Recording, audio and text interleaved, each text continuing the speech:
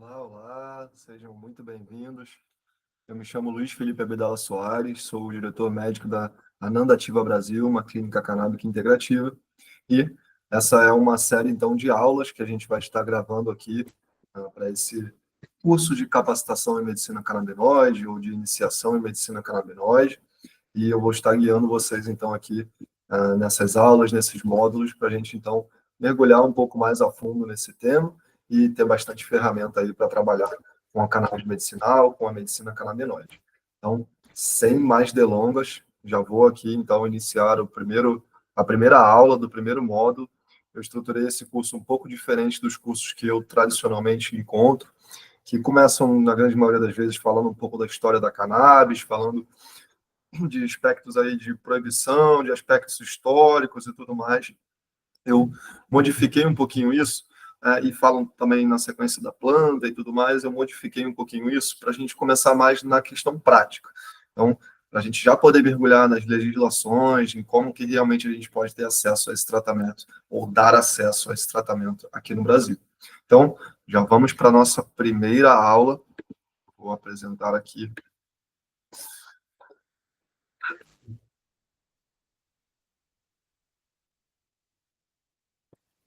Perfeito, espero que todos estejam vendo e ouvindo. Então, já estamos aqui gravando. Vou só reposicionar aqui a minha imagem. Maravilha. Então, vamos lá. Iniciando, então, aqui a primeira aula do módulo 1, curso de capacitação em medicina canabinoide, promovido pela Ananda Ativa Brasil, ministrado por mim, Luiz Felipe Abdala Soares. E essa primeira aula, então, como eu falei, é sobre as legislações e o acesso à medicina canabinoide. Então, a gente vai trazer aqui esse tema que é muito importante para quem está prescrevendo, como é um tratamento que ainda está em desenvolvimento, né, ainda está aí nas suas fases de regulação ou de regulamentação.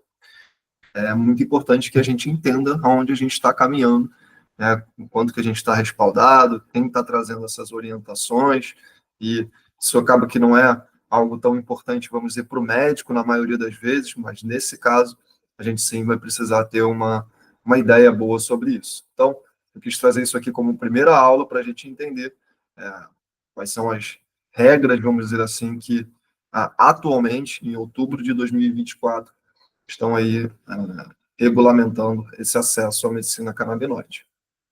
Então, essa aula tem justamente esse objetivo, de trazer os conteúdos relacionados à regulamentação no Brasil, ao acesso ao tratamento e pincelar um pouquinho também como que a gente, então, indica esse tratamento na prática. Na próxima aula, que a gente vai, então, na sequência, também conversar sobre os produtos disponíveis no Brasil, as apresentações e como prescrever propriamente dito esses produtos. A gente vai entrar um pouco mais a fundo nesse tema de como indicar na prática, mas a gente já vai pincelar, vocês vão ver que algumas coisas vão até se repetir em alguma dessas aulas, porque realmente não tem como, isso é muito atrelado, a legislação é diferente com relação a cada tipo de produto, então isso a gente vai deixar bem claro por aqui, tá legal? Então, sem mais delongas, vamos lá. Essa, apesar de não ser uma aula, vamos dizer, muito clínica, eu quis trazer aqui esse caso, que exemplifica realmente aqui a quanto que a gente vai, a importância realmente de saber as legislações, né, de ter esse conhecimento, de ter um entendimento das formas de acesso. Então, aqui trouxe um caso de uma paciente de 86 anos, com diagnóstico de doenças de Alzheimer e múltiplas outras comorbidades. Ela inicia o tratamento com CBD em 2021. E aí, ela introduz um tratamento com CBD mais THC em 2022, e em 2023, ela então faz uma mudança para um extrato rico em THC. Isso tudo com diferentes formas de acesso, né, com diferentes oportunidades ali de medicamentos, oriundos ali dessas diferentes formas de acesso. Então, essa paciente teve uma melhora significativa do comportamento, da parte comportamental, que é o que a gente vê principalmente com esse tratamento. E, bom, segue aí com as questões relacionadas à questão do idoso, né, e ao idoso com doença neurodegenerativa, e a gente não vai entrar em mais detalhes aqui nessa aula, mas foi apenas para trazer aqui essa ideia de que a gente não tem que entender somente da parte clínica, nesse caso, né? Somente da parte ali da doença, das comorbidades e do medicamento, dos tratamentos que podem ser orientados. Mas, nesse caso, por onde eu vou orientar esse tratamento? Como eu vou orientar esse paciente ou familiar a ter acesso ao que vai ser orientado com relação a esses diferentes estratos, tá legal? Então, vamos aqui para algumas estatísticas que vocês vão ver aqui bastante nessa aula, na próxima, dados lá da Kaya Mind, que é talvez a principal, talvez não, é a principal plataforma aí de dados relacionados a cannabis no Brasil, tanto ao uso recreativo, quanto principalmente, né, ao uso adulto, na verdade, quanto principalmente ao uso medicinal. Então, eles trazem bastante informação, esses dados aqui, na verdade, são do relatório deles do ano passado, de 2023, até a realização dessas aulas, esse novo relatório de 2024 ainda não havia saído por completo. Então, esses dados aqui certamente em breve vão precisar ser atualizados, mas só para vocês terem uma ideia, mais de 430 mil pessoas fazem o tratamento com derivados da cannabis. Isso lá em 2023, a gente sabe que esse número já aumentou para mais de 500 mil, mais de 600, inclusive, que a gente já tem informação agora em 2024. O potencial de pacientes seria de aproximadamente 7 milhões, 6,9 milhões, que poderiam ser atendidos com a cannabis no Brasil. E já é uma realidade, talvez hoje já, inclusive, aí, em todos os municípios, ou mais de 2/3, mas pelo menos 2/3 aí no relatório do ano passado, de 2023, receberam pelo menos uma importação de cannabis em 2019. Então, desde 2019, desculpa. Então, certamente aí todos os estados já teriam alguém com registro de uso da terapia canabinoide, sendo por importação, sendo por associação ou farmácia, como a gente vai ver aqui mais adiante. Então, essas estatísticas são bem interessantes, mostram aqui a presença da terapia canabinoide hoje no Brasil, e que é algo que não vai voltar para trás, só vai realmente evoluir. É muito importante que a gente esteja atento a isso e aprenda realmente a trabalhar com essa ferramenta que vem muito auxiliando nos nossos pacientes. Então, vamos entender como funciona essa regulamentação da cannabis no Brasil. A gente vai entrar aqui em algumas questões mais jurídicas, vamos dizer assim, mais legais ou até políticas, na verdade, mas que a gente não vai entrar a fundo, é só para entender realmente quem está regulamentando e o que está regulamentando. Então, primeiro de tudo, qual é a importância dessa regulamentação? Né? Por que a gente precisa ter uma certa regra, uma certa ordem? Para que isso não vire uma banalização, para que as pessoas estejam seguras. Quem quer fazer uso, quem pode se beneficiar desse tratamento, esteja seguro em fazer esse tratamento. Então, a importância da regulamentação é justamente para a gente poder proteger as pessoas de utilizar produtos que a gente não sabe de onde estão vindo, produtos artesanais. Na verdade, é assim, pessoal, a gente sabe que, né, a cannabis ela é utilizada aí amplamente há milhares de anos, de forma artesanal, né, de forma fumada, com plantios ali totalmente irregulares, e que isso efetivamente não está ali trazendo mal propriamente dito às pessoas, né, não está matando, qualquer coisa nesse sentido. Mas a gente sabe que se tratando de um tratamento de saúde, né, registrado, prescrito, isso precisa ser muito bem controlado. Então a gente tem que controlar ali, né, como está sendo plantada essa planta, como ela está sendo extraída, como está sendo produzida, como ela está sendo comercializada, quais são os componentes que estão ali de forma adequada. Então, atualmente, com todo esse avanço, a questão dos produtos artesanais ela acaba reduzindo, né? Então, é importante, sim, a gente ter essa regulamentação para que a gente saiba o que está sendo oferecido, tenha confiança e tenha segurança nesse tratamento.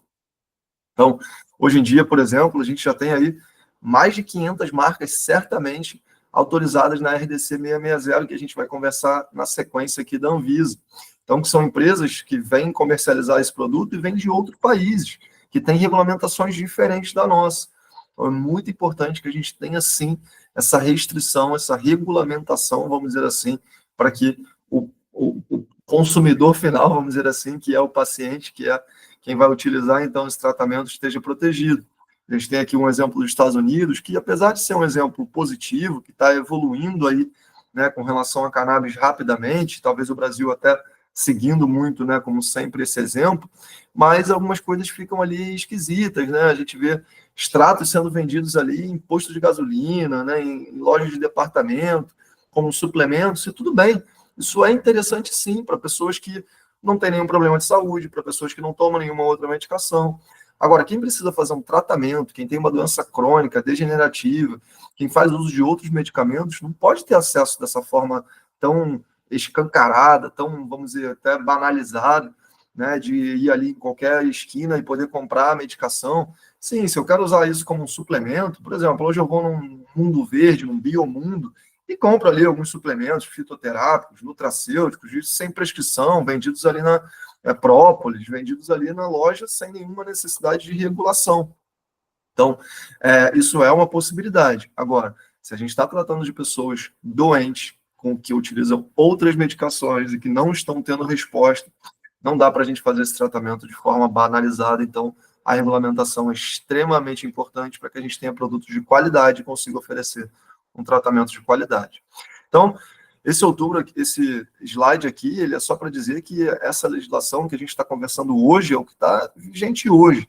Então, é algo que a gente não está... não é algo que a gente está, vamos dizer, fixo, né, que já chegou ali numa definição e que não vai evoluir. Não, desde outubro de 2015 isso vem evoluindo, né, e várias novas resoluções surgem a cada momento.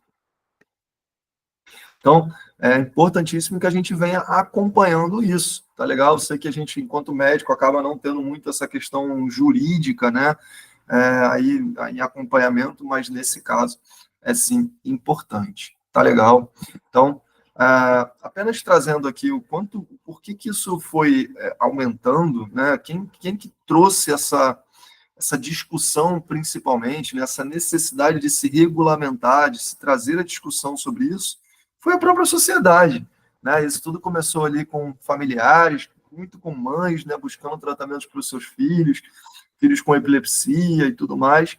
Então, lutando por esse acesso a esse tratamento, que até lá em 2014, 2015, era algo que não era possível. Essas pessoas muitas vezes traziam medicamentos de forma ilegal, né? Inclusive, existe um filme que tem esse mesmo nome, Ilegal, que mostra a história talvez da primeira mãe a conseguir realmente ali judicialmente forçar, vamos dizer assim, o governo a autorizá-la a importar essa medicação para o Brasil. E a partir dali as coisas se desenvolveram muito. Então, e aí esses familiares eles começaram a se juntar, né? Outras pessoas viram essas melhoras, outras pessoas se interessaram, começaram a se juntar em algumas organizações e assim formaram as associações e toda essa pressão com relação à evolução aí do tratamento com a cannabis no Brasil. Então, certamente o papel da sociedade civil, né, vamos dizer assim, o papel da população nesse tratamento, nessa evolução desse tratamento, é muito importante. E aí até um dado aqui recente, do ano passado, que o uso medicinal é aprovado por 76% da população brasileira. Então, né, a gente entende aqui que as pessoas já estão percebendo que esse é um tratamento de saúde que é muito importante para diversas pessoas que estão em situação ali mais fragilizadas por questões graves de saúde, que esse tratamento vem auxiliando bastante. Então, a gente começa a falar aqui de, então, quem assumiu esse papel dessa regulamentação no Brasil, né? E, na verdade, não só esse, né? A Anvisa é responsável aí por regular diversas medicações, né? Todas o que entra aqui no Brasil, vamos dizer, de forma importada e o que está sendo ali, né, o que tem de novidade, o que é realmente seguro, o que não é. Então, a Anvisa ela tem essa característica e desde 2015 ela passa, então, a estabelecer essas normas para importação, fabricação, comercialização, para garantir realmente que essa regulamentação seja feita de forma adequada. Então, para a gente, para nós médicos, né, é muito importante saber sobre o CFM. Né? Então, o que diz o nosso conselho sobre isso? Né? Então, a gente já viu que a sociedade civil ela entende muito bem o uso medicinal e é, inclusive, quem está sendo o motor de toda essa evolução. A gente já entendeu que quem está regulando tudo isso, quem está à frente de tudo isso, enquanto órgão governamental, é a Anvisa, e a gente vai ver aqui na sequência algumas resoluções, algumas definições que foram trazidas pela Anvisa, mas a gente, enquanto médico, olha para o nosso conselho, né? E para entender, opa, o que o Conselho, então, está dizendo sobre isso. E o que acontece é que o Conselho, atualmente, ele diz nada. Por quê? Em 2014, o CFM fez um comunicado, fez lá uma resolução, dizendo que, então, o canabidiol, de forma isolada, ele poderia ser prescrito por neurologistas, neurocirurgiões, neuropediatras, para pacientes com quadro de epilepsia refratária de forma compassiva. Ou seja, se ele tivesse em uso ali já de mais de 3 medicamentos em doses otimizadas e não tiver tendo resposta a esse tratamento, ele poderia, então, utilizar o canabidiol. E essa legislação, ela vem vigente lá essa resolução do CFM, ela vem desde lá de 2014, desde quando a Anvisa falou que então poderia começar a importar, o CFM vai e solta então essa determinação. Passam-se os anos, desde 2014 muita coisa mudou, muita informação, muito conhecimento, a Anvisa evolui muito com relação ao acesso ao medicamento, a medicina evolui no acesso ao conhecimento desse tratamento, médicos aprendem mais, entendem mais sobre o tratamento. E em outubro de 2022, o CFM, então, ele solta uma nova resolução, confirmando essa resolução, desculpa, foi em outubro de 2023, tá legal? Não foi em outubro de 2022, não. Então, ele solta essa nova resolução, dizendo, então, ali, reafirmando a mesma coisa que ele tinha falado lá em 2014. Muita gente achou que, inclusive, tinha sido uma nova resolução, né, que o CFM tinha tomado, então, uma decisão. Na verdade, o que aconteceu é que ele foi, praticamente, ele reafirmou o que ele disse lá em 2014, todas as restrições, no momento em que a medicina canabinoide já tinha avançado muito mais com relação a isso. Então, muita gente se revoltou com relação a essa decisão do CFM, né? As associações, os pacientes, os médicos fizeram um abaixo-assinado. 10 dias depois, o CFM ele revogou e até então a gente não tem nenhuma outra manifestação que tenha tomado aí algum norte com relação aí aos profissionais prescrevendo ou trabalhando com a cannabis. Então, por enquanto, isso está vindo pela Anvisa. A Anvisa autoriza todos os profissionais que têm o CRM que podem prescrever esse tratamento, inclusive também odontólogos, né, dentistas, que não são regulados aí, obviamente, pelo CFM, e existe uma discussão com relação a fisioterapeutas, né, então se poderiam ou não também prescrever o tratamento com a cannabis. Mas, se tratando aqui da nossa classe, do CFM, a gente não tem, a princípio, então, nenhum direcionamento, porque a resolução que estava em vigor, que havia sido lançada, foi revogada, e até então a gente não tem nenhuma outra informação com relação a isso vindo do CFM. Tá legal?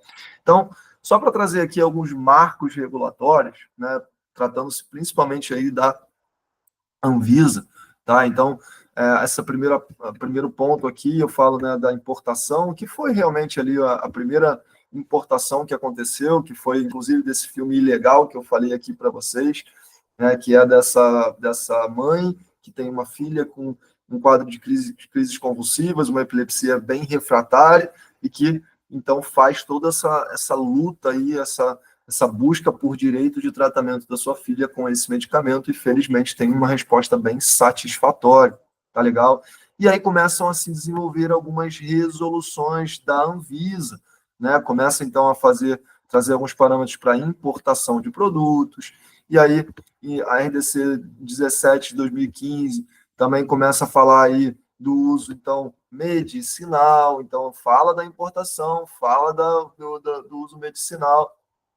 Aí, a partir daqui, algumas associações começam a ganhar liminares para plantio, né? A gente tem aí associações bem antigas, como, por exemplo, a Abrace, de 2014 e 2015, já ali conseguindo liminar para plantio, para baratear o custo desses medicamentos importados, que chegavam a R$ 3.000 por frasco.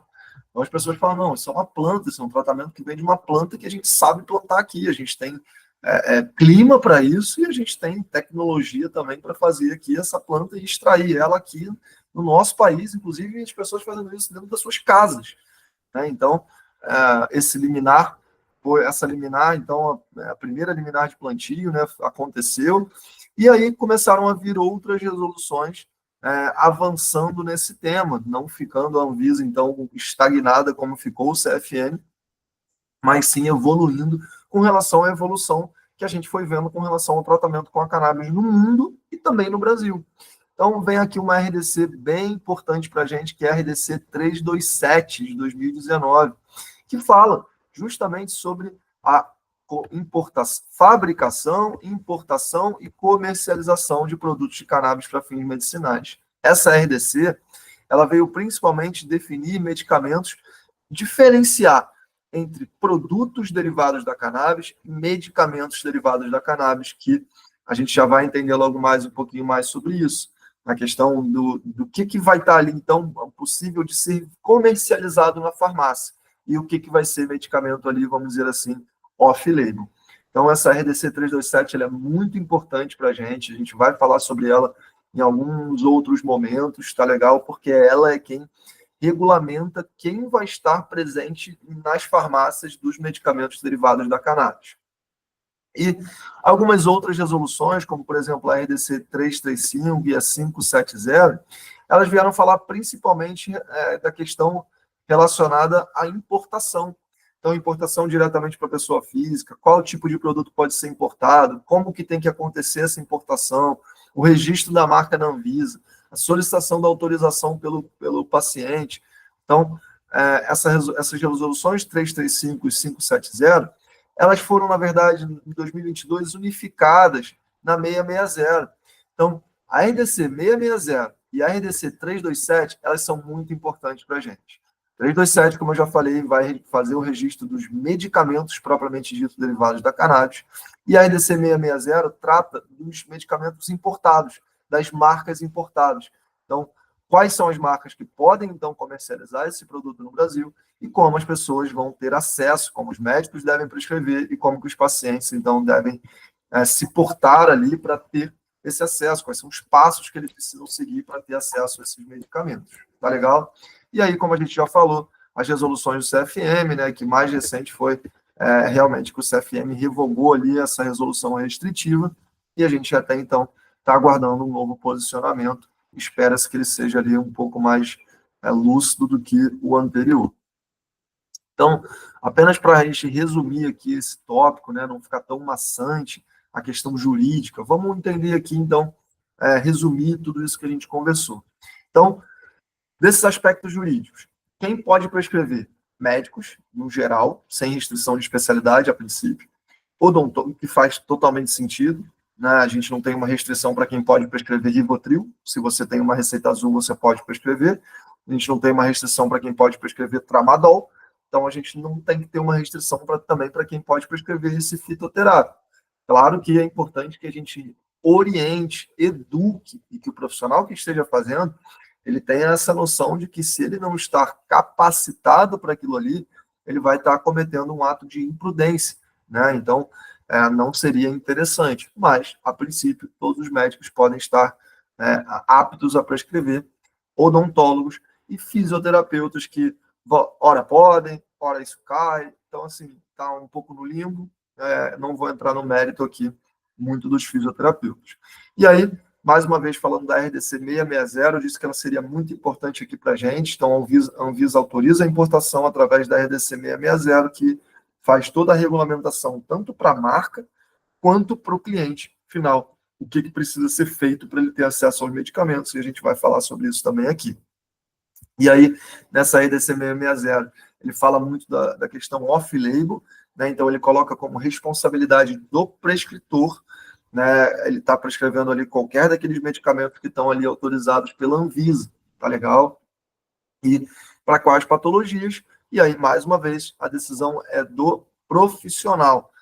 Ele não limita, como o CFM teria limitado ali, mas que não seguiu adiante, então ele não limita a patologia, inclusive, né, ele diz ali que fica a critério do prescritor, e a gente hoje vê, inclusive, aí a Fiocruz, né, trazendo ali algumas orientações de prescrição, né, a gente vê alguns órgãos já se manifestando com relação a essas indicações. Algumas outras coisas aqui com relação às farmácias, né? Então a gente já falou que a farmácia tem essa regulação pela RDC 327, e se pode receitar no hospital, sim, existe essa possibilidade também de serem receitados no ambiente hospitalar, tá legal? Então, os medicamentos, né? a princípio. Opa. Então, para a gente entender aqui com relação a essas diferentes formas de acesso, né? Então, a RDC 660 autoriza importação, a RDC 327 autoriza os medicamentos na farmácia, né? Temos as associações. Então, como que funciona tudo isso, pessoal? Então, a gente tem essas formas de acesso ao tratamento. E, felizmente, isso acontece. A gente tem diversas formas de acesso que a gente pode orientar. É por isso que a gente precisa entender sobre cada uma delas, para a gente saber orientar cada uma de forma adequada para o paciente, dependendo da necessidade que exista para o quadro clínico dele. Então, deixa eu só ver se está direitinho aqui, tudo certo. Então, como funciona o acesso ao tratamento? Então, vamos começar aqui pelas associações. Pessoal, hoje já são mais de 100 associações no Brasil. Eu deixei aqui alguns exemplos dessas associações. Opa! Deixei aqui alguns exemplos dessas associações, tá legal? Vocês podem ver aqui, né, que são várias realmente, praticamente em todos os estados do Brasil a gente tem associações. Elas atendem isso aqui, mais uma vez, pessoal, não é totalmente atualizado, mas é aqui já de 2024, tá? A gente tendo essa informação. Então, atendendo mais de 80 mil pacientes, tá legal? Desse universo, então, da cannabis medicinal, que a gente falou lá, de praticamente 500 mil, tá legal? Então, 86 mil pacientes, 3 mil médicos ali cadastrados juntos a essas associações, mais de 200 mil frascos por ano, incluindo óleos de CBD, THC, full espectro, flores, que a gente vai falar também na sequência, sabonetes, cremes, etc. E as principais enfermidades aqui que são atendidas, então, pelas associações, que são os transtornos neuropsiquiátricos, na grande maioria das vezes, e aí entram aqui também questões do neurodesenvolvimento e a epilepsia, Alzheimer e demências, fibromialgia e dores crônicas, Parkinson, artrose, câncer e outros, tá legal? E dessas quase ou mais de 100 associações, na verdade, a gente já tem 16 associações com autorização de plantio, propriamente dito. Então, essas associações, elas podem plantar, produzir o seu próprio medicamento. Vou dar um exemplo aqui de algumas. A Abrace é uma que tem isso, a Santa Cannabis é outra, a APEP é outra. Então, ela já tem autorização para plantar e produzir a própria medicação aqui no território nacional, e isso é incrível. As associações estão liderando esse acesso à cannabis medicinal no Brasil, desde que tudo isso começou. E é muito interessante, porque realmente as pessoas conseguem ter um acesso a um tratamento adequado, e é um produto brasileiro, plantado, produzido, extraído em território nacional. Isso é muito interessante e precisa, sim, ser exaltado, né, ser lembrado e ser prescrito. E é o que a gente faz por aqui, porque a gente confia e entende que, claro, né, a gente não conhece todas as associações, mas algumas, né, que a gente conhece, sabe que são realmente ali confiáveis, a gente trabalha com elas e realmente vemos tendo aqui bastante sucesso em utilizar esses medicamentos. Então, além dos medicamentos de associação, né, pessoal, a gente vai entrar mais a fundo com relação a isso na próxima aula, na aula de produtos, tá legal? Aqui é apenas mostrando quais são essas formas de acesso, tá? E diferenciando aqui um pouquinho sobre elas, dizendo quem está, né, organizando tudo isso. Então, além das associações, a segunda forma de acesso são os importados, e que esses vêm realmente ganhando uma notoriedade aí maior, principalmente depois das resoluções da Anvisa, de 2019 e 2020. Então, vocês veem aqui no gráfico, né, o quanto que isso está aumentando aí as autorizações da Anvisa. Em 2023 foram quase 130 mil autorizações, e esse ano também já aí chegando a 75 mil no primeiro semestre, tá legal? Então, dando aqui um volume alto de 360 solicitações por dia na Anvisa para autorização de importação. Então, realmente, a gente vê que os importados eles estão ganhando bastante campo aí nesse cenário da cannabis medicinal, que é muito interessante, aumenta a competitividade, baixa o preço, traz outras opções de formulações reguladas pela Anvisa. Então, os importados, eles têm restrições com relação ao que entra e ao que não entra aqui no nosso país. Mas é muito importante que a gente saiba de onde que esse produto está vindo. qual é a marca, qual é a fábrica que está trazendo ele, né? Que a gente fale sobre o COA, que a gente vai falar sobre isso na próxima aula. Então, tudo isso aqui, pessoal, é muito importante para a gente diferenciar cada produto e, no final das contas, a gente dar um acesso adequado para o paciente. Então, a segunda forma de acesso são os medicamentos importados. A terceira forma de acesso são justamente os medicamentos na farmácia, que são ali, então, regulamentados pela RDC 327 da Anvisa, como a gente bem falou.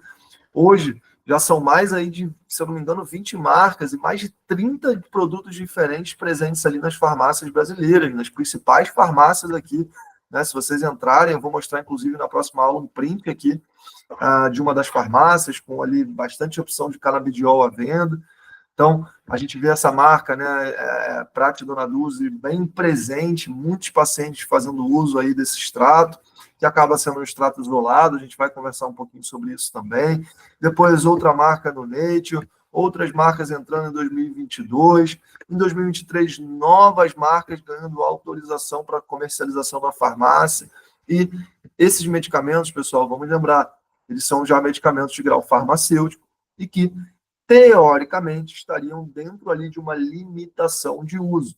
Mas, como o CFM não se posiciona sobre isso, a gente segue com as orientações da Anvisa, então qualquer patologia poderia ter acesso a esses medicamentos.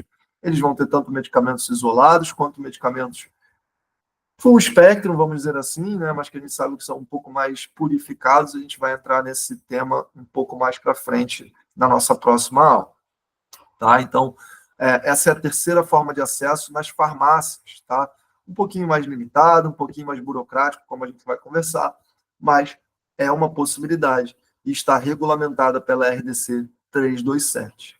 E aí uma novidade, né, que aconteceu aí esse ano, que já vem, na verdade, evoluindo, que é com relação a cannabis no SUS. Né? Isso que gerou aí bastante murmurinho, né? Muitas pessoas aí achando que então o SUS vai distribuir a cannabis, então, para os pacientes, e vários estados aí com propostas, né, com projetos de lei para cannabis pelo SUS e tudo mais. O fato é que, atualmente, em outubro de 2024, quem está fornecendo, quem iniciou o fornecimento de cannabis pelo SUS é o estado de São Paulo, o SUS de São Paulo, e isso está sendo feito de forma bem restrita, em que justamente de acordo com aquelas orientações lá do CFM para pacientes com quadro de epilepsia refratária, de forma compassiva, poderiam fazer uso de um extrato isolado de canabidiol, então, que seria essa a única opção. Então, esses pacientes com esses diagnósticos, né, quadros de epilepsias refratárias, tá legal? São os pacientes que poderiam, então, ter essa prescrição pelo SUS, ali, se tivessem comprovado que foram refratários às terapêuticas, estariam fazendo uso compassivo, poderia, então, ser prescrito um canabidiol isolado, que a gente também vai ver qual é, para esse paciente. Então, a gente entende que sim, está tendo um movimento realmente com relação a isso aqui no Brasil, porém, ainda está bem limitado na parte do SUS. Tudo isso, pessoal, está evoluindo, porque realmente a gente vai entender aqui que o SUS, né, ele estava sofrendo ali muitas perdas com esse processo de judicialização, que é justamente ali o paciente entendendo que o governo ele deveria dar acesso, esse é um tratamento que muitas vezes ele é de alto custo, então entende-se que o SUS deveria realmente ser quem está ajudando, quem está ou até arcando com esse tratamento desses pacientes. Então os pacientes entravam com um processo de judicialização contra o SUS para que o SUS auxiliasse, então, ele a fazer o tratamento, auxiliasse financeiramente ou até dando ali a própria medicação.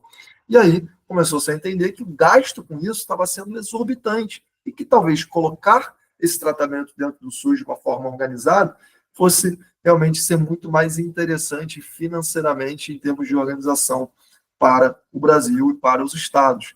Então, a judicialização que vinha acontecendo muito com relação ao SUS, ela forçou os estados a realmente implementarem isso, e claro, né, já precisava ter acontecido, não precisava das judicializações para isso ter sido mobilizado, mas foi assim que aconteceu.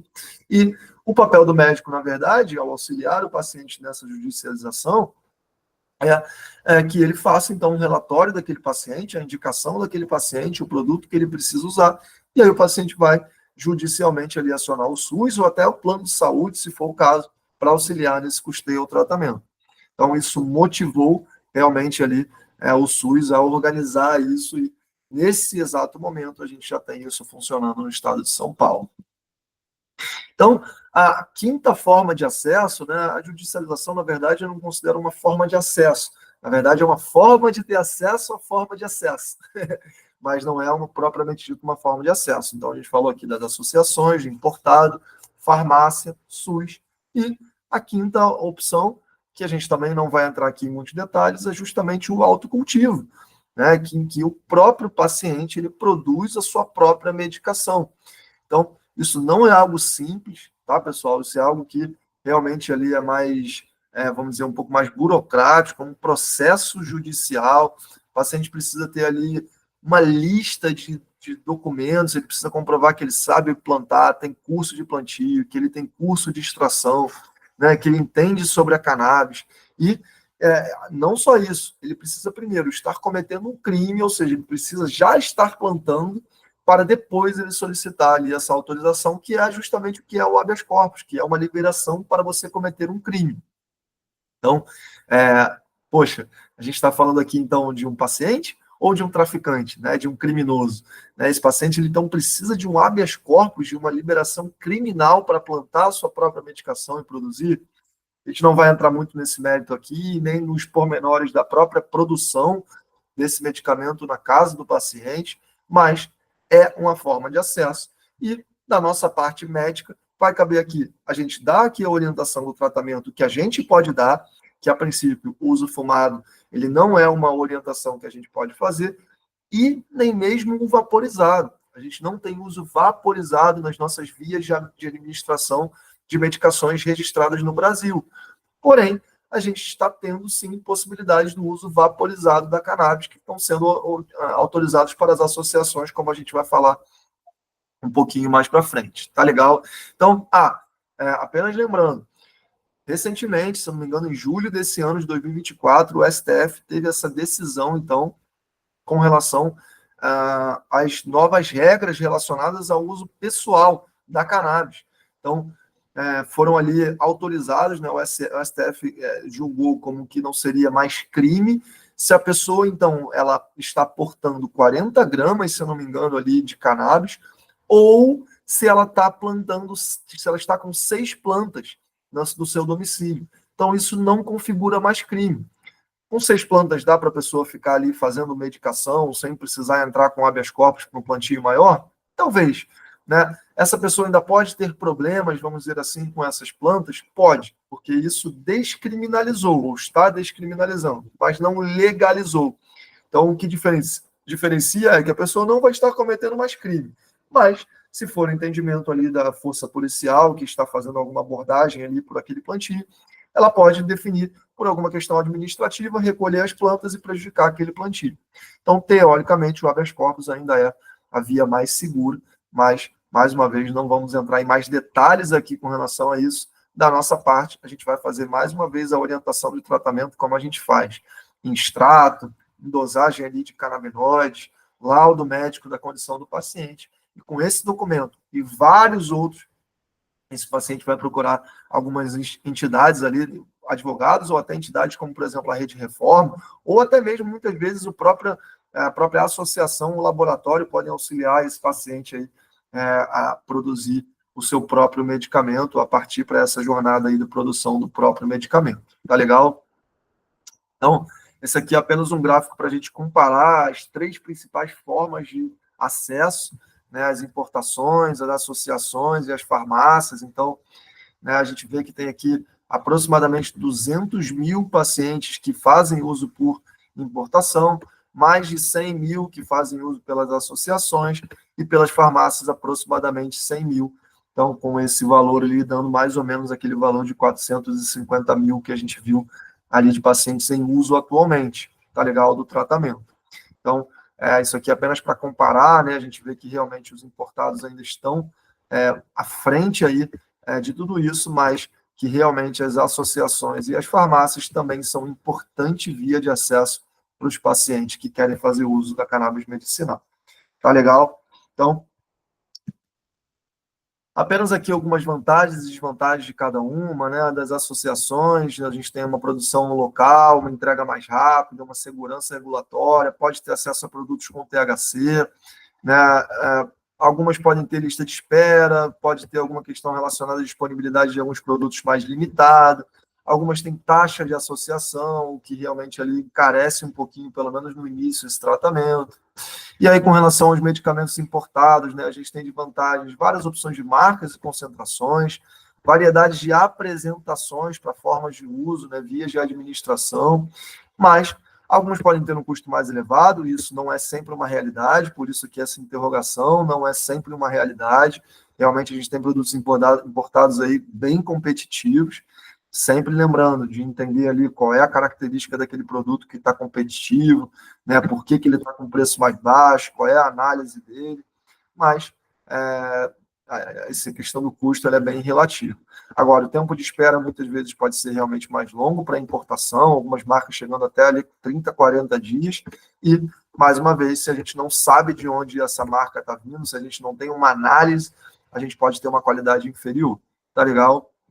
Então, aqui, com relação ao acesso pelo SUS e a compra em farmácias, também algumas vantagens e desvantagens para vocês verem aqui com mais calma, né? Como, por exemplo, aqui nas farmácias, né? Tem a vantagem de ser gratuito para pacientes em determinadas condições e possibilidade de ampliação no futuro. A gente está falando aqui, inclusive, nesse gratuito para pacientes vindo aqui pelo SUS, então, uma medicação que é da Easy Labs, né? Então, acesso, vamos dizer, imediato e padronizado de produtos de grau farmacêutico, tá? Então, a gente pode comparar aqui essa tabela, que também está aqui o produto, a opção de habeas corpus para plantio doméstico, que tem aqui a sua vantagem de ter um custo muito mais baixo, e um processo judicial como desvantagem que pode ser demorado, tá legal? E que a pessoa precisa ter conhecimento técnico para cultivo. Então, algumas vantagens e desvantagens aqui de cada uma. Então, aqui um resumo, né, das formas de acesso, associações, farmácias, produtos importados, cannabis no SUS e autocultivo. E aí, pessoal, está rolando agora, nesse momento, né, saiu ali uma liminar, na verdade, um pedido ali, uma mensagem encaminhada para a Anvisa pela Sindusfarma, né, que é ali o sindicato das farmácias ali do Brasil, falando contra os produtos importados, dizendo que, caramba, se a gente já tem aqui tantos produtos nas farmácias do Brasil, né, por que a gente precisa continuar importando aqui esses produtos? Se a gente já tem as associações, se a gente já tem produtos na farmácia, por que a gente precisa continuar importando, então, produtos que são regulamentados fora, né, produzidos por fora do país e que entram aqui no Brasil, então, para serem comercializados? Então, no final do mês passado, de setembro, a Sindusfarma fez esse comunicado à Anvisa contra a RDC 660, querendo realmente aí acabar com essa RDC, acabar com os produtos importados, mas isso não aconteceu. A Anvisa disse que a princípio não vai mexer em nada na RDC 660, que os produtos seguem sendo comercializados. Isso vão ser cenas para os próximos capítulos. Realmente, a gente precisa se preocupar com a qualidade dos produtos que estão sendo importados, mas restringir. A gente viu aqui agora que mais de 200 mil pessoas fazem uso de medicamentos importados, esse número certamente já aumentou aí para próximo de 300 mil, e se a gente interrompe isso de uma forma abrupta, principalmente relacionada a outras vias de apresentação que a gente não tem no Brasil, como, por exemplo, cápsulas, como, por exemplo, extratos full spectrum rico em canabigerol, né? Então, a gente vai limitar adesivos, né? A gente vai limitar bastante esse acesso, e isso precisa ser pensado com bastante calma, tá legal? Então, essa foi uma atualização que aconteceu recentemente aí nessa novela, mas que a princípio não gerou muitas mudanças, tá legal? Então, aqui está um resumo dessas formas de acesso que a gente conversou aqui, para que vocês possam dar uma olhada também com calma quando estiverem assistindo essa aula, mas basicamente a gente já conversou sobre tudo que está aqui nesse slide, tá legal? Então, aqui, pessoal, é simplesmente para a gente falar, né, de como que a gente vai, então, dar esse acesso ao paciente, né? A gente vem fazendo tudo isso de uma forma muito tecnológica, muito remota, né? Então, a questão do acesso remoto, ele facilita aí, esse acesso às consultas especializadas, então a telemedicina, né, toda essa questão da telesaúde, ela vai auxiliar nesse processo. Então, a gestão dos documentos, né, envio daqui para lá, para a associação, para o laboratório, faz ali a autorização pela Anvisa, pega o documento, envia para o laboratório, ou então faz o cadastro na associação, tudo isso, todo esse acesso remoto, essa gestão remota dos documentos de forma digital, facilitou muito todo esse processo.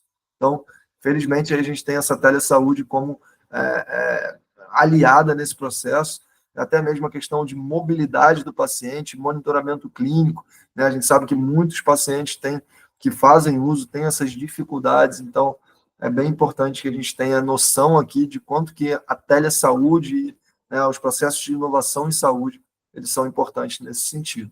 Tá legal? Então, a telesaúde é uma grande aliada nesse acesso, nesse processo a cannabis medicinal. Então, vamos entender aqui como que a gente vai indicar a terapia canabinoide na prática, quais são as nuances, então, dessas indicações. E, mais uma vez, a gente vai entrar em alguns detalhes também na próxima aula sobre essa parte prática, realmente, da prescrição, mas essa aula de legislação e das formas diferentes de apresentação traz essa necessidade da gente já falar um pouco sobre como indicar a terapia na prática. Então, algumas etapas aqui do tratamento, né, da jornada de tratamento que esse paciente vai ter, que são, primeiro, claro, sempre a avaliação médica, né, a gente está falando aqui de um tratamento de saúde, então esse paciente tem que passar por uma avaliação médica para fazer o uso desse tratamento, desse medicamento, ele vai sair dessa avaliação com um plano de tratamento, né, e com as possibilidades de acesso, com a orientação do acesso que ele vai ter. Então, para dar um exemplo aqui para vocês, muitas vezes eu oriento aqui um tratamento e deixo o paciente com duas opções. Eu deixo ele com uma opção de um acesso de um extrato associativo e com uma opção de um extrato importado. Por quê, pessoal? Para a gente entender que a gente tem mais de uma via de opção. A gente não está limitando ali o paciente, você tem que fazer aqui com essa marca. Se a gente tem produtos similares, a gente pode dar mais de uma opção de acesso. Se a gente quer fazer um produto mais específico, a gente precisa saber qual é o método de acesso, qual é a forma de acesso que vai permitir esse paciente ter acesso a esse produto. Então, tudo isso faz parte da jornada de tratamento e, claro, o acompanhamento contínuo aí desse tratamento que vai precisar certamente de ajustes de dosagem, de olhar para outras medicações e, claro, de observar o benefício terapêutico e possíveis efeitos colaterais. Tá legal? Então, aqui algumas diferenças da terapia canabinoide da prática comum, que muitas, na verdade, são semelhanças, né? Claro que na prática comum a gente precisa ter conhecimento sobre os medicamentos, consciência sobre o acesso a esses medicamentos, abordagem centrada no paciente, tratamento individualizado, envolvimento do paciente na tomada de decisão, mas muitas vezes a gente esquece de fazer isso na medicina tradicional. Né? Então, vamos, na verdade, convencional, né? Na medicina atual, não chamar de outro nome, que na verdade ela não é a tradicional. Mas, nesse caso, no caso da terapia canabinoide, né, existe uma importância aí, vamos dizer, mais significativa com relação a isso. Então, eu preciso ter um conhecimento mesmo aprofundado dos medicamentos disponíveis no mercado, incluindo indicações, dosagens, efeitos colaterais. Né? Eu preciso ter uma consciência sobre o acesso legal e regulatório aos tratamentos com canabinoides. A abordagem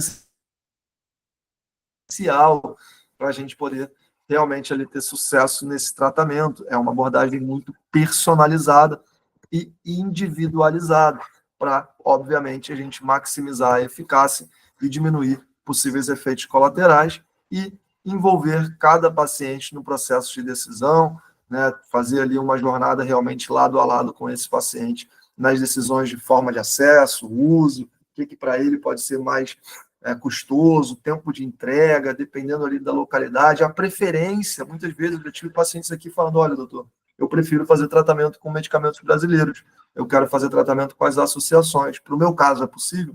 Sim, para o seu caso é possível, a gente tem excelentes associações que você pode fazer esse tratamento. Olha, essas associações têm taxa, tem essa e essa característica. Ah, não, doutor, eu prefiro contribuir, pagar a taxa de associação e fazer um tratamento com medicamento brasileiro. Excelente. Ah, doutor, eu preciso fazer um tratamento com cápsula. Né? Será que o senhor me ajudaria a ter acesso aqui a uma medicação, né, com cápsula? Não me adaptei aqui ao extrato, o gosto para mim não é legal. O senhor teria alguma, né, o doutor teria alguma orientação aqui para me passar? Não, vamos sim, vamos. Já cheguei a abrir aqui a plataforma com as opções aqui de medicamentos com o paciente em consulta, compartilhando aqui a minha tela, né, definindo ali em conjunto, olha, esse aqui talvez a gente precise fazer uma vez ao dia, ou esse aqui duas, né, esse aqui é uma cápsula que é assim, assim, assado, mas vai ter tanto tempo de entrega, então o frete é tanto, uma decisão em conjunto envolvendo o paciente no processo de decisão. Tá legal? E claro que a gente tem que estar ciente de para que a gente está indicando esse tratamento. Né? Para que a gente possa orientar a terapia de canabinoide de forma adequada, a gente tem que saber para que ela serve, né? Para que ela ajuda, na verdade, na prática clínica. Isso a gente vai entrar, obviamente, em mais detalhes nas aulas ali das indicações, né, das aplicações terapêuticas da cannabis, mas apenas trazendo aqui, né, uma variedade de sintomas que podem ser beneficiados pelo tratamento com a cannabis, tá legal? Sintomas neuropsiquiátricos, sintomas inflamatórios, questões de saúde mental, questões físicas, então, bastante atuação aqui em sintomas e em condições propriamente ditas de saúde, como distúrbios neurológicos, distúrbios psiquiátricos, distúrbios imunológicos, distúrbios oncológicos e diagnósticos relacionados à saúde da mulher. Então, eu coloquei aqui, pessoal, alguns dos principais, tá? Casos, inclusive, praticamente aqui nos diagnósticos neurológicos, eu já acompanhei pacientes com todos esses diagnósticos aqui, tá legal? Diagnósticos psiquiátricos também, praticamente todos aqui eu já atendi também para terapia canabinoide, diagnósticos imunológicos, dores, fibromialgia, né, osteoartrose, dores neuropáticas, tudo isso também eu já atendi para terapia canabinoide. Questões oncológicas, então, como adjuvante aqui para quimioterapia, né, manejo dos sintomas associados ao diagnóstico oncológico, dor, sofrimento mental, náuseas, tudo isso que a gente sabe que acompanha a parte oncológica, tá legal? E até sendo estudado como adjuvante nos próprios tumores, tumores cerebrais, como gliomas e glioblastomas, inclusive o glioblastoma foi um dos principais estudos do professor Rafael Mechula, que foi um expoente aí, falecido em 2022, com 92 anos, foi quem trouxe à tona aí o THC para o mundo, né? A gente vai falar sobre ele aí na aula de práticas milenares da cannabis e, né, questões históricas, mas um dos principais trabalhos do professor Rafael Mechula era mostrar o papel do CBD e do THC como adjuvante no glioblastoma, que ainda está se compreendendo, mas é algo também promissor. E diagnóstico de saúde da mulher também, praticamente aqui já todos, endometriose, menopausa, transtorno pré-menstrual, o pessoal responde muito, nem precisa de THC muitas vezes, tá? Então, muitas vezes com o canabidiol a gente já tem uma resposta muito positiva relacionada ali a questões de TPM, dores de cabeça, mudanças de humor, fluxo menstrual, tá legal? Então, aqui algumas possíveis indicações, tanto com relação a sintomas quanto com relação a patologias propriamente ditas, para que a gente possa, então, entender para quem a gente pode estar prescrevendo esse tratamento. Né? Como a gente não tem um norte trazido ali, né, pelas entidades, né, pelo CFM e outras entidades, a Anvisa deixa isso muito aberto. Então, cabe a quem está nesse universo ir orientando, né, saber para quem está indicado esse tratamento e orientando quem está chegando de forma, né, bem verdadeira, vamos dizer assim, para que condições esse tratamento ele pode estar indicado propriamente dito. Vocês estão vendo aqui que eu não coloquei, por exemplo, que a cannabis vai ser usada na confecção na resolução de uma fratura. Ou vocês não estão vendo aqui que eu coloquei que a cannabis vai ser utilizada para um infarto. Né? Vocês não estão vendo aqui que eu coloquei que a cannabis vai ser utilizada, por exemplo, para um corte, para um trauma cortocontuso. Né? Vocês não estão vendo aqui, por exemplo, eu colocar que a cannabis vai ser utilizada ali para tratar um câncer de intestino. Pode até ser utilizado de forma adjuvante, mas não como indicação principal. Então, a gente tem que estar bem lúcido aqui com relação às orientações, para a gente não cair em ladainha, né, de, não, faz sim para isso, faz sim para aquilo. A gente vai entender o papel da medicação naquele cenário daquele paciente. Tá legal? Então, os top 3 aí, condições médicas, mais um dado lá da Kaya Mind, tá legal, que fala, então, que as principais são ansiedade, transtorno de espectro autista e epilepsia, tá? Algumas condições que são principalmente ali pesquisadas e que a gente tem resultados ali com relação a cannabis medicinal, que são dores crônicas, epilepsia, espasticidade, transtornos neuropsiquiátricos e náuseas, vômitos e perda de apetite. Então, aqui, com relação aos estudos que a gente tem, tá, com relação a cannabis, e aqui as condições médicas que mais tem demanda pelos produtos, então, derivados da cannabis. Talvez isso aqui, inclusive, mude pelos próximos anos aqui para acrescentar os transtornos neuropsiquiátricos que estão realmente se beneficiando muito, né? Já temos aqui, na verdade, o transtorno neuropsiquiátrico, que é um transtorno de desenvolvimento, né, do neurodesenvolvimento, mas estou falando aqui de Alzheimer, de outras demências, de Parkinson, questões nesse sentido, que não estão contempladas aqui, mas certamente, se não estão, devem estar em quarto lugar aqui. Então, dentro desse cenário todo que a gente tem da cannabis medicinal, existe uma pergunta que a gente tem que responder para a gente entender se vale a pena a gente fazer esse uso da cannabis, se vale a pena a gente fazer o teste com essa medicação para os pacientes, que é: a cannabis é segura? O tratamento com cannabis medicinal é seguro? E a resposta é sim, pessoal. Inclusive, a Anvisa já trouxe essa informação e, inclusive, né, a OMS lá retirou lá a cannabis da lista de substâncias perigosas, lá do anexo 3. Então, a gente está entendendo hoje que se trata, né, de uma planta, né, de uma ferramenta segura, tá legal? Agora, ela é segura para todo mundo e de qualquer forma? Não. Então, obviamente, se eu estou falando de uma criança, eu não vou fazer uso de uma cannabis fumada rica em THC. Obviamente, se eu estou falando, né, de um paciente idoso, né, talvez eu não faça também uso de uma cannabis fumada rica em THC. Mas, se eu estou falando aqui de um canabidiol, de um extrato rico em canabidiol para esses pacientes, eu estou falando sim de um tratamento seguro, muito seguro. E claro que o tratamento com THC em doses altas e até de forma vaporizada, ele vai ter a sua indicação, mas a gente precisa ter esse entendimento de que não é para todos e que não é de qualquer forma.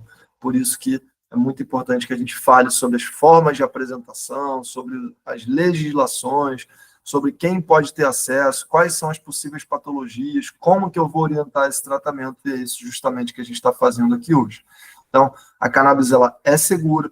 A terapia canabinoide, inclusive, ela se expandiu dessa forma pelo perfil de segurança que a gente tem com relação a isso, senão ela não estaria sendo difundida assim. A Anvisa, a qualquer evidência de questões ali que não tenham segurança, ela já faz uma restrição, ela já, né, presta atenção com relação a isso. Então, acredito que realmente não tenha maiores preocupações, mas sim, a gente precisa estar sempre atento com relação a dosagens mais altas de THC, usos não adequados para fins medicinais, para a gente manter esse panorama da cannabis como uma medicação realmente segura. Tá legal? E, pessoal, então, seguindo esse papo, né? A cannabis, então, é uma panaceia, serve para todo mundo, serve para tudo, né? Serve aqui desde questões neuropsiquiátricas até para ajudar na saúde da mulher, serve para a questão psiquiátrica, mas serve também para a questão inflamatória. Então, serve para tudo. Eu coloquei aqui o exemplo da amoxicilina, mas também tem um outro medicamento que a gente usa bastante, que é o cortisol, né, que é a cortisona, prednisolona, metilprednisolona, betametasona e tudo mais. E essas duas medicações, né, elas servem para diversas indicações. A amoxicilina para diversos tipos de infecção. Prednisona para diversos tipos de condições inflamatórias. Então, será que a cannabis ela também não pode ter essa indicação de ser utilizada para diversas condições crônicas de saúde, que é o que a gente está vendo que ela auxilia bastante? Então, acredito que sim, ela não é uma panaceia, não serve para tudo, mas tem sim essa característica, assim como a amoxicilina, assim como a prednisona e outras medicações utilizadas na prática clínica, de auxiliar em mais de uma condição, em mais de uma, vamos dizer, mais de um sistema ali no nosso organismo, e poder auxiliar principalmente com relação a doenças crônicas, tá legal? Então, não é uma panaceia, mas é realmente uma estratégia que, assim como esses outros medicamentos, vem auxiliando bastante em diversas condições de saúde. Então, para concluir essa aula, acabou demorando um pouquinho mais do que eu gostaria, mas vai ser importante para que vocês tenham bastante detalhes sobre as formas de acesso e as legislações que estão por trás dessas formas de acesso. Então, a gente discutiu aqui A regulamentação, que está sempre em evolução, que atualmente ela é bem determinada, vamos dizer assim, guiada pela Anvisa. As vias de acesso diversificadas, então vocês viram aqui 5 formas de acesso atualmente, né, sem contar aqui com a judicialização, né, mas contando realmente com as associações, importação, farmácia, acesso via SUS e autocultivo. E a gente entendeu que para a gente poder realmente pensar em trabalhar com a cannabis medicinal, a gente precisa ter um conhecimento especializado, a gente precisa saber para que ela pode ser indicada e a gente precisa saber orientar esse paciente com relação a esse tratamento de forma adequada. Tá legal? Então, aqui algumas referências que eu utilizei, tanto com relação a questões da Anvisa, quanto a alguns trabalhos falando sobre acesso à medicina canabinoide e tudo mais, para vocês poderem também dar uma olhadinha. Tá legal? Então, essa aula de hoje foi isso. Pessoal, espero que vocês tenham gostado. Tá legal? Deixem os seus comentários, por favor. Vou seguir trazendo aqui outras aulas. Na sequência, a gente vai falar a segunda aula do módulo 1, que é sobre produtos disponíveis no Brasil e como prescrevê-los. Vai ser uma aula bem interessante, um pouquinho mais extensa, mas para que a gente deixe tudo bem explicado com relação a esse tratamento aqui no Brasil. Tá bem? Obrigado por terem assistido. Não esqueçam, por favor, de deixarem aqui o seu comentário, a sua crítica, a sua sugestão, para a gente seguir melhorando aqui, tanto com relação à aula, tanto com relação aos temas trazidos, e sempre trazendo aqui o melhor conteúdo aqui para todos vocês, tá bem?